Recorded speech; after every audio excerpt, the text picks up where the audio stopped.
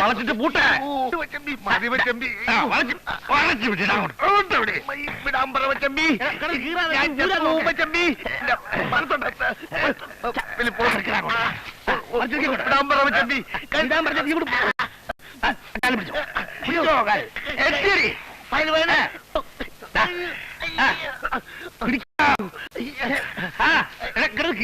പൂട്ടടിക്കാൻ നോക്ക വടക്കം പറഞ്ഞത് തിരിഞ്ഞു പിടിക്കാൻ പറ്റൂല. ഒരുത്തൻ ചത്തെങ്കി ഗുണം പിടിച്ചേ.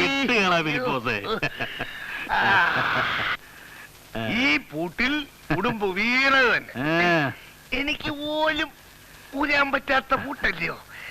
അയ്യോ, എന്റെ ഈ വലതു ഭാഗത്തെ വാരിയല്ലിന് ചെറിയൊരു പരിക്ക് പറ്റിയിട്ടുണ്ട്. എങ്ങനെ? കഴിഞ്ഞ മാസം എരഞ്ഞിപ്പാലത്ത് അബ്ദുള്ള കുട്ടി ഫയൽവാനെ മലർത്തിയടിച്ചല്ലോ, അന്ന് പറ്റിയതാ. ഉണ്ടെന്നുള്ള കാര്യം ഉടുമ്പ് അറിയണ്ട. ശരിയാ, അറിയാതിരിക്കുന്നതാ നല്ലത്. എന്റെ ഈ തുടയലിനും ചെറിയൊരു പരിക്ക് പറ്റിയിട്ടുണ്ട്. അപ്പൊ അവിടെ ഇവിടെയൊക്കെ ഒടിഞ്ഞു പറഞ്ഞിരിക്കുകയാണോ?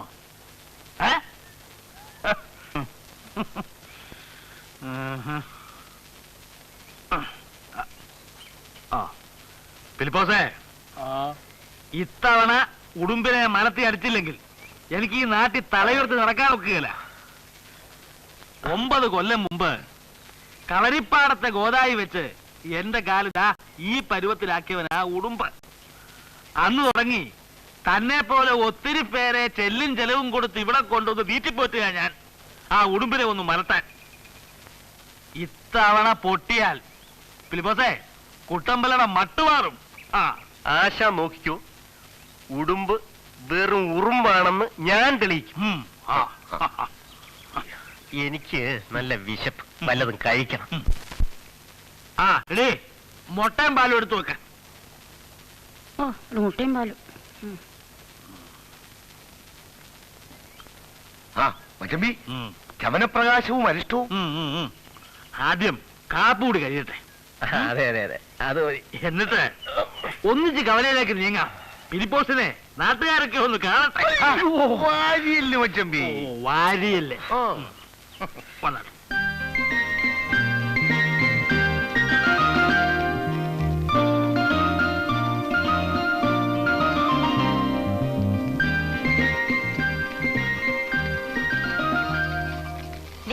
മതി, ആ പാലങ്ങ് വാങ്ങി വെക്ക്. അവൾ സംബന്ധക്കാരന് വെച്ച് വിളമ്പുന്നു.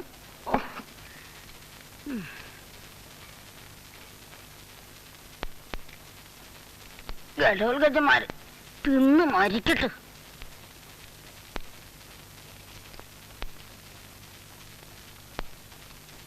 അമ്മ അറിഞ്ഞോ? കൂവശ്ശേരിയിലെ പാടം അച്ഛൻ വിൽക്കാൻ പോവാത്രേ. നിന്നോട് ആര് പറഞ്ഞു? കവലയിൽ ഇന്നലെ രാധയുടെ അച്ഛനോട് ആരോ പറഞ്ഞതാ. എന്റെ ഭഗവാനെ, ഈ മനുഷ്യൻ എല്ലാം വിറ്റു തുലയ്ക്കുന്ന തോന്നുന്നത്. നിന്റെയൊക്കെ തലയിലെഴുത്ത്.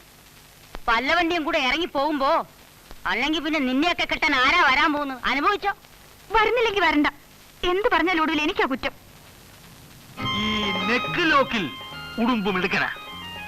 കഴിഞ്ഞ തവണ പരിയാരത്തെ നീലകണ്ഠൻ അടിച്ചില്ല എന്നായപ്പോ ഉടുമ്പ് മിന്നൽ വേഗത്തിൽ നെക്ക് ലോക്കിട്ടു.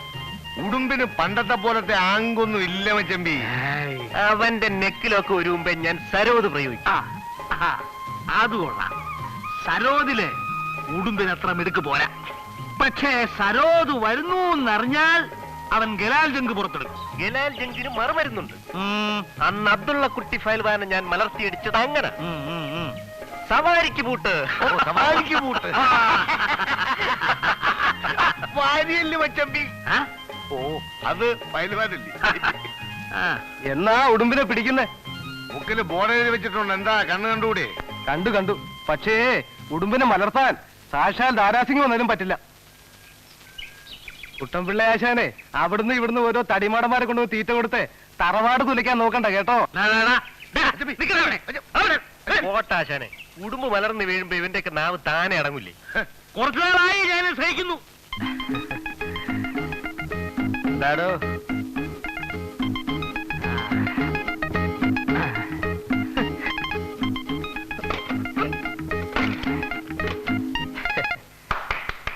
എല്ലാവരും ഇങ്ങോട്ട് നോക്കിൻ. മനോഹരമായ ഒരു പഴക്കുല. രാസവളം രാസവളം ചേർക്കാതെ വെറും ധാതുപുഷ്ടിയുള്ള മണ്ണിന്റെ ഗുണം ഒന്നുകൊണ്ട് മാത്രം വളർന്ന് കുലച്ച് പഴുത്തു വന്ന പഴം. മാത്രമല്ല, ഇന്നു മുതൽ എന്റെ ചായക്കടയിൽ നെയ്യപ്പം, ഉണ്ടക്കായ, പഴംപൊരി തുടങ്ങിയ വിശിഷ്ടങ്ങളായ ഭക്ഷണ സാധനങ്ങൾ വിൽക്കപ്പെടുന്നതുമാണ്. അതും ശുദ്ധമായ വെളിച്ചെണ്ണയിൽ പൊരിച്ചെടുത്തത്. മറ്റവന്മാര് ചെയ്യുന്ന പോലെ ഭക്ഷണ സാധനങ്ങളിൽ മായം ചേർത്ത് വിറ്റ് കാശുണ്ടാക്കാൻ ഈ നകുലൻ തയ്യാറല്ല. എല്ലാരും വരുവിൻ, ആസ്വദിപ്പിൻ.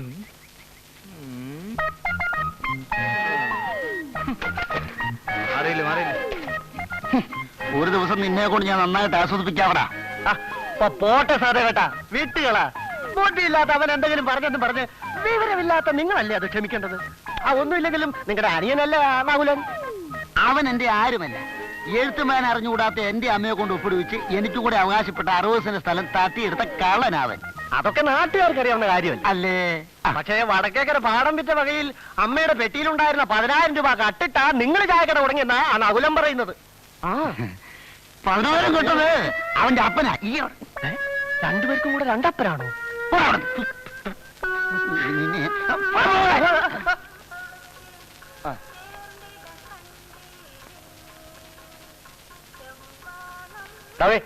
രാവിലെ കൈ നോക്കി അഭിപ്രായം വിളിച്ചു പോകാൻ വന്നിരിക്കണം. ഒന്ന് പോയടാ. അതിന് ഞാനൊന്നും പറഞ്ഞില്ലല്ലോ.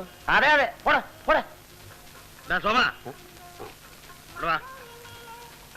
എവിടെ വണക്കണ്ടം പറ.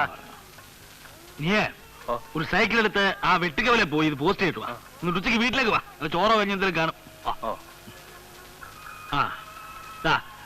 ഇതാണ് ഇവിടുത്തെ പോസ്റ്റ് ഓഫീസ്. കണ്ടില്ലേ, നേരെ വെളുക്കുമ്പോ ഒന്ന് കുത്തിയിരുന്നോളും ശൗനം മുടക്കികള്. എന്നാ ഞങ്ങൾ അങ്ങോട്ട് വീട്ടിലേക്ക് വരാം. അവരുമായിട്ട് ഉടക്കണ്ട കേട്ടോ വലിപ്പോസേ. ഒരു 3 കൊല്ലം മുമ്പാണ് ഇവിടെ ഒരു പോസ്റ്റ് ഓഫീസ് വന്നത്. അന്നൊരു പോസ്റ്റ് മാസ്റ്റർ ഇവിടെ വന്നു. അയാൾക്ക് ഗോപാലൻ പോലീസിന്റെ മകളുമായിട്ട് എന്തോ ബന്ധമുണ്ടെന്ന് പറഞ്ഞ് നാട്ടുകാർ പ്രശ്നം ഉണ്ടാക്കിയപ്പോ ഒരു ദിവസം അയാൾ അങ്ങ് മുങ്ങി. പിന്നെ ഇവിടെ പലരും വരികയും പോവുക ചെയ്തു. പക്ഷെ ഈ നാടാർക്കും പിടിക്കുന്നില്ല അത്രേ. സുഹൃത്തുക്കളെ, അത് മന്ത്രിമാരുടെയും MLA-മാരുടെയും കൈയും കാലും പിടിച്ചാണ് ഞാൻ ഈ പോസ്റ്റ് ഓഫീസ് ഇവിടെ കൊണ്ടുവന്നത്.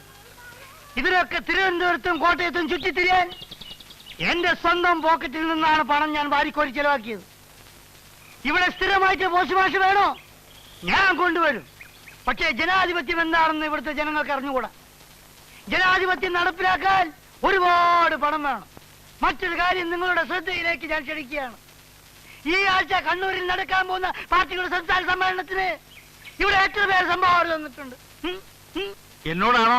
ഈ നാട്ടിലെ മുഴുവൻ ജനങ്ങളോടാണ് ഞാൻ ചോദിക്കുന്നത്. സോഷ്യലിസം വേണം, ഡെമോക്രസി വേണം, ബ്യൂറോക്രസി വേണം, കമ്മ്യൂണിസം വേണം. വായു മുറിച്ച് അങ്ങോട്ട് ഇരുന്നേച്ചാ മതി. കൃത്യമായി സംഭാവന തന്നിട്ടില്ലെങ്കിൽ ഈ രാജ്യത്ത് ഒരു കുന്തവും നടപ്പിലാക്കാൻ കഴിയില്ലെന്ന് ഞാൻ ശക്തിയായി പ്രഖ്യാപിക്കുന്നു. ഇന്നു മുതൽ എന്റെ ചായക്കടയിൽ നെയ്യപ്പം, ഉണ്ടക്കായ, പഴംപൊരി തുടങ്ങിയ വിശിഷ്ടങ്ങളായ ഭക്ഷണ സാധനങ്ങൾ ലഭിക്കുന്നതാണ്. അതും പരിശുദ്ധമായ വെളിച്ചെണ്ണയിൽ പൊരിച്ചെടുത്തത്. ഞാൻ ചോദിക്കുകയാണ്, ഇവിടെ ഏത് കടയിലാണ് പരിശുദ്ധമായ വെളിച്ചെണ്ണയിൽ പലഹാരങ്ങൾ പൊരിച്ചെടുക്കുന്നത് എന്ന്? കേരളത്തിന്റെ കേരളത്തിന്റെ തേങ്ങ ആനക്കാര്യത്തിനിടയില ചേനക്കാര്യം. അവന്റെ ഒരു ഉണ്ടക്കായും പഴംപൊരിയും. അപ്പോൾ ഇപ്പൊ എന്ത് പറയുന്നു? സംസ്ഥാന സമ്മേളനത്തിന്റെ പിരിവ് ഇവിടെ വെച്ച് നിങ്ങൾ ഇപ്പൊ എനിക്ക് നൽകുന്നുവോ, അതോ ഞാൻ വീട്ടിലേക്ക് വരണോ?